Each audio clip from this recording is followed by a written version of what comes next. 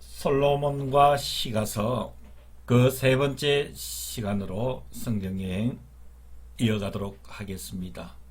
우리는 지난주에 솔로몬의 통치 전반기 23년을 살펴보았습니다.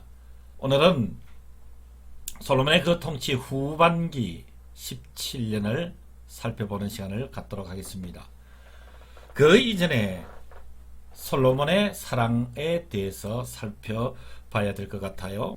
솔로몬의 사랑의 노래는 잘 아시는 바대로 아가서를 이야기를 합니다. 아가서. 솔로몬의 아가서에서 이야기하고 있는 사랑이 무엇인가? 첫 번째로 한계를 넘어서는 것이 사랑이다. 서로에 대해 집중하는 것이 사랑이다. 세밀하게 관심을 가지고 배려하는 것, 동행하여 주는 것, 서로의 허물을 덮어주는 것, 서로에게 속하는 것, 하나가 된다라는 뜻이지요. 죽음까지도 이기는 것이 솔로몬의 아가서에서 이야기하고 있는 사랑입니다. 이 7가지의 사랑의 본질에 대해서 아가서에서 이렇게 성경에 예를 들고 있습니다. 참고로 이 성경들을 연관지어서 한번 살펴보면 여러분들에게 유익이 될 줄로 압니다. 자, 이제 본격적으로 지난주에 솔로몬의 통치 전반기의 23년을 살펴보았다면 이번 시간에는 솔로몬의 통치 후반기의 모습을 한번 들여다 보겠습니다. 이 통치 전반기의 모습과는 아주 상반된 모습을 보여주고 있습니다. 이 이스라엘은 제사장 나라입니다. 제사장을 통해서 제사 중심으로 하나님과의 관계를 유지해가는 하나님께서 통치하는 나라, 하나님께서 주인이신 나라, 하나님께서 다스리는 나라, 하나님께서 축복해 주셔야 존재하는 나라, 하나님의 뜻이 이루어지는 도구로서의 나라를 이야기를 하죠. 그래서 이 제사장 나라의 충성도가 높을 때는 그 나라는 번영을 했습니다. 그런데 솔로몬의 통치 후반기에는 이 충성도가 낮아집니다. 그 구체적인 모습은 아주 어중간한 제국의 모습을 닮아갑니다. 이 제국이라는 것이 무엇인지 여러분 앞에서 누누이 말씀을 드렸지 않습니까?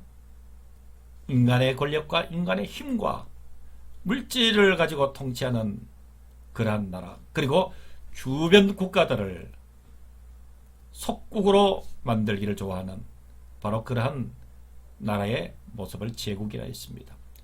이 솔로몬은 통치 후반기에 하나님 통치하는 그 나라에서 인간 중심의 제국으로 변질되어 간다는 모습을 이야기를 하고 있습니다. 자, 그 과정의 예를 들어보면 첫 번째, 경제력과 국방력으로 주변 국가를 좌지우지하는 이스라엘로 변모됩니다. 이렇게 변하는 과정에 중요한 이슈가 되는 것이 정략 기론입니다. 이방 나라들과 정치적으로 이 혼사를 맺는 것이지요. 열왕기상 4장 21절에 의하면은 솔로몬이 그 강에서부터 블레셋 사람의 땅에 이르기까지와 애굽 지경에 미치기까지의 모든 나라를 다스림으로 솔로몬이 사는 동안에 그 나라들이 조공을 바쳐 섬겼더라. 이렇게 경제력과 강성한 국방력을 보여주고 있습니다. 자, 이런 과정에서 또 한 가지 중요한 이슈가 되는 것은 솔로몬의 마음이 변하는 것입니다. 성경에서는 솔로몬의 마음이 변하여 가는 과정을 아주 상세하게 설명을 해주고 있습니다. 그 중에서 중요한 것은 이 솔로몬에게는 왕후들이 많았습니다. 그 수많은 왕후들이 꼬인다는 얘기지요. 그래서 하나님께서 2번씩이나 솔로몬에게 경고했음에도 불구하고 돌이키지 않습니다. 열왕기상 11장 3절에 보면은 이 솔로몬 왕은 후궁이 700명이요 첩이 300명이라 왕비들이 도합 1000명이 된다 이 말입니다. 바로 그의 여인들이 왕의 마음을 돌아서게 하였더라. 가슴 아픈 이야기지요. 그러나 하나님께서 솔로몬의 마음을 돌이키시기 위해서 2번씩이나 그에게 명령합니다. 열왕기상 11장 9절에서 10절에 의하면 솔로몬이 마음을 돌려 이스라엘의 하나님 여호와를 떠남으로 여호와께서 그에게 진노하시니라. 화가 단단히 나셨다라는 것이지요. 여호와께서 일찍이 2번이나 그에게 나타나시고 이 일에 대하여 명령하사 다른 신을 따르지 말라 하셨으나 그가 여호와의 명령을 지키지 않았다. 2번씩이나 기회를 주셨습니다. 그런데 솔로몬은 그 기회마저 놓쳐버리고 만다는 이야기입니다. 이렇게 되니까 폐단이 생기는 것이 당연하지요. 솔로몬의 통치 후반기의 폐단은 왕실이 사치했습니다. 극도의 사치를 통해서 왕실이 서서히 타락해가는 것이죠. 당연히 사치 뒤에는 과다한 세금 때문에 문제가 될 수가 있습니다.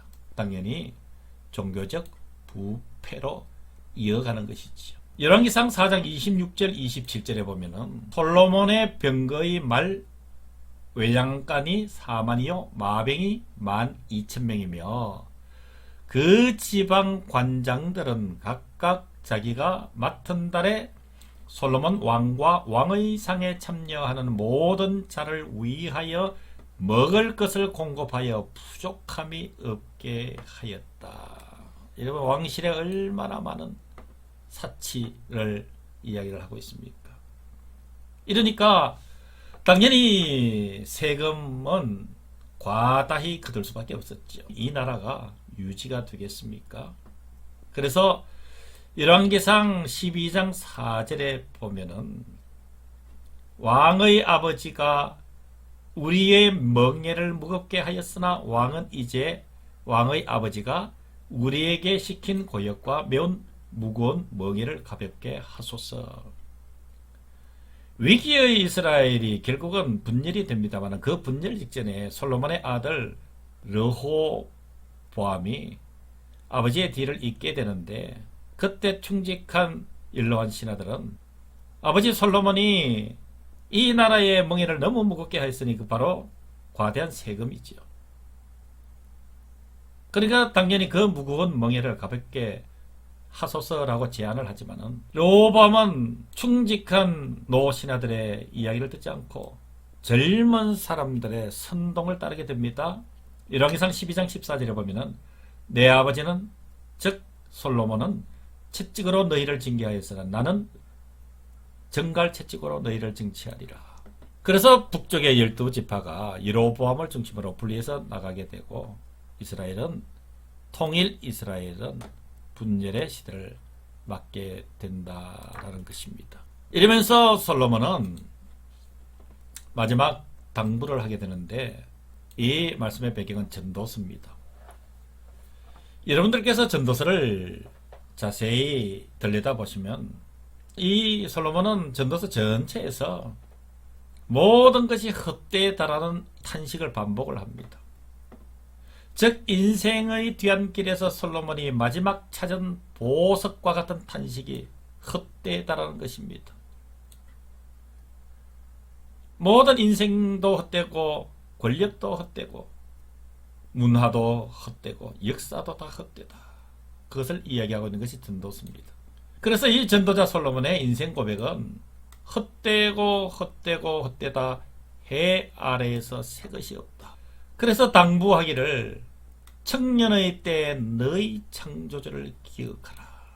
예수님도 이 솔로몬의 영화에 대해서 마태복음 6장 29절에 이렇게 말씀하셨습니다. 솔로몬의 영화가 들에 핀 백합화보다 못하다. 얼마나 여러분 탄식 어린 주님의 말씀일까요? 그래서 여러분 이 전도서를 통해서 우리가 볼 수 있는 것은 때에 관련된 것입니다. 때가 있다. 범사에 기한이 있고 천하만사가 때가 있나니. 여러분 잘 아시지 않습니까? 그 때라는 것이. 날 때가 있으면 죽을 때가 있고, 심을 때가 있으면 뽑을 때가 있고, 죽일 때가 있으면 치료할 때, 흘 때가 있으면 세울 때, 울 때가 있으면 웃을 때, 슬퍼할 때가 있으면 춤출 때, 돌을 던져버릴 때가 있으면 돌을 거둘 때, 안을 때가 있으면 앉는 일을 멀리할 때, 찾을 때가 있으면 잃을 때, 지킬 때가 있으면 버릴 때, 찢을 때가 있으면 꿰맬 때, 잠잠할 때가 있으면 말할 때가 있고, 사랑할 때가 있으면 미워할 때가 있고, 전쟁할 때가 있으면 평화할 때가 있다.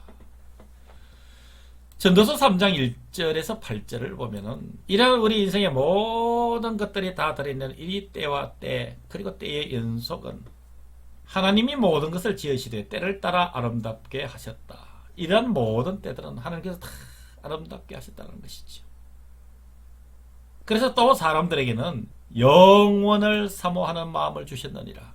우리 역사와 사회 그리고 개인이 겪는 그 많은 때와 때의 연속 속에서 얻어지는 그 허무함을 이길 수 있는 길은 영원을 사모하는 마음을 주셨기 때문에 그 마음을 가지고 살면 된다.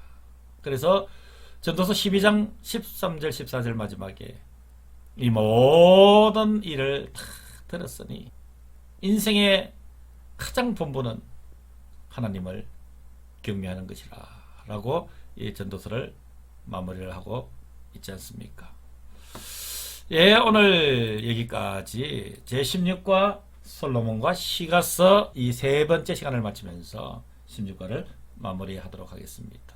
날씨가 많이 더운데 더위에 여러분 건강하시고 다음 주에 17과를 통해서 우리 함께 만나도록 하겠습니다. 수고하셨습니다. 살롬.